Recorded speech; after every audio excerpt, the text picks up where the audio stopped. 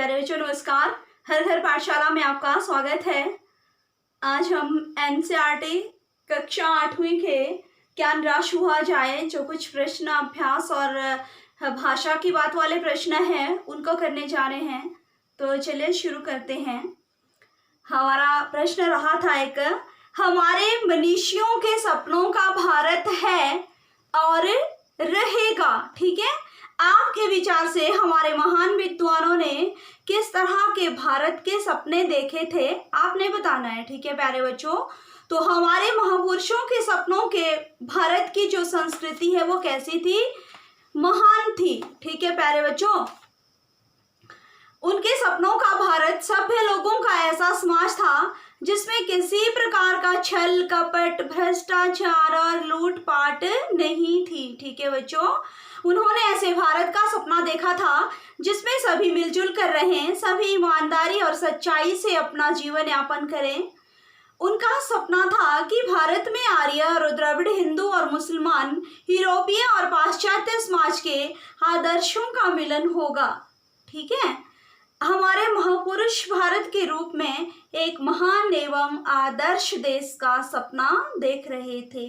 ठीक है बच्चों, अगला प्रश्न है हमारा, आपके सपनों का भारत कैसा होना चाहिए, लिखिए। ठीक है, मेरे देश का नाम दुष्यंत और शकुंतला के पुत्र भरत के नाम पर है। ठीक है, ऋषि मुनियों का यह देश सदा से ही महान रहा है, पर विदेशी आक्रमणों और मानव मन के स्वार्थी भावों ने इसकी पुरानी छवि को बिगाड़ा है। ठीक है, अच्छाई बुराई एक ही सिक्के के दो पहलू है जिन्हें अलग नहीं किया जा सकता। ठीक है बच्चों, मेरी इच्छा है कि मेरे सपनों के भारत में अच्छाई ही अच्छाई हो, लोग एक दूसरे पर विश्वास करें, मिलजुल कर एक साथ रहें, जात पात का भेदभाव उसमें ना हो उस भारत में। ठीक है, मेरे भारत के लोग परिश्रमी और सेवा भावी हों, उनमें सहृदयता और कोमलता के भाव कभी दूर न हो। ठीक है, बुरे रीति रिवाज पूरी तरह से मिट जाएं, ईमानदारी के हृदय और व्यवहार में जो भाव है वो भरे हों, ईमानदारी के भाव। ठीक है बच्चों, लड़के लड़की में भेदभाव ना हो। ठीक है, बुरे रीति रिवाज तो पूरी तरह से आपने ही खत्म करने, उनको जड़ से मिटाना है। ठीक है, क्योंकि ये गरीबों के गले की फांस बने हुए हैं। ठीक है, देश का भविष्य देश के बच्चे होते हैं, इसलिए मेरे सपनों के भारत में शिक्षा सबके लिए सुलभ तथा रोजगार प्रदान करने वाली हो। ठीक है, कृषि प्रधान देश होने के कारण कृषि उत्पादन में वृद्धि मेरा सपना है। मेरे सपनों के भारत में उद्योग और व्यापार देश की अर्थव्यवस्था को मजबूती देंगे। ठीक है, देश पर्यावरण की दृष्टि से सब प्रकार से सुरक्षित होगा, जियो और जीने दो की भावना का सर्वत्र प्रसार होगा। ठीक है बच्चों, सभी मिलजुल कर रहेंगे।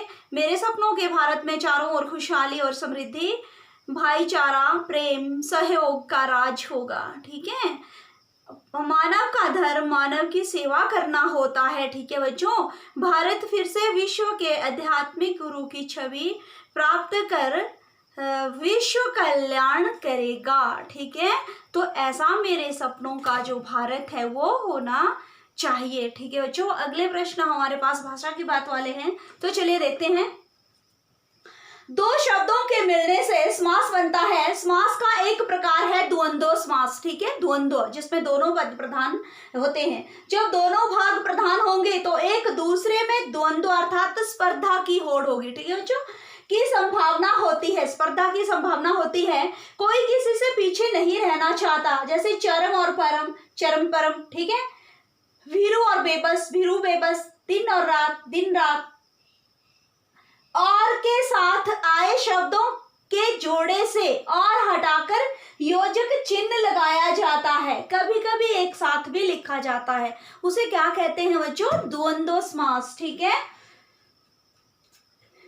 तो आपने जो जितने भी हमारे पास पाठ में आए हुए द्वंद्व समास है उनके 12 द्वंद्व समास ढूंढने हैं और उनका विग्रह करना है और उन समास का नाम भी लिखना है। ठीक है, तो मैंने ढूंढ के दिया आपको, जैसे रुपया पैसा एहसास मस्त पद है, देखो बीच में लगा हुआ है योजक चिन्ह, ठीक है बच्चों, आपको मैंने सब पढ़ाए हुए हैं, ठीक है। तो रुपया, पैसा, रुपया और पैसा द्वंद्व समास है। आप इसको ऐसे भी लिख सकते हैं द्वंद्व को, और ऐसे भी लिख सकते हैं, द के पैरों में व, ठीक है, व पूरा है, द आधा है, इसलिए ये व के पैरों में है, ठीक, द के पैरों में है, सॉरी।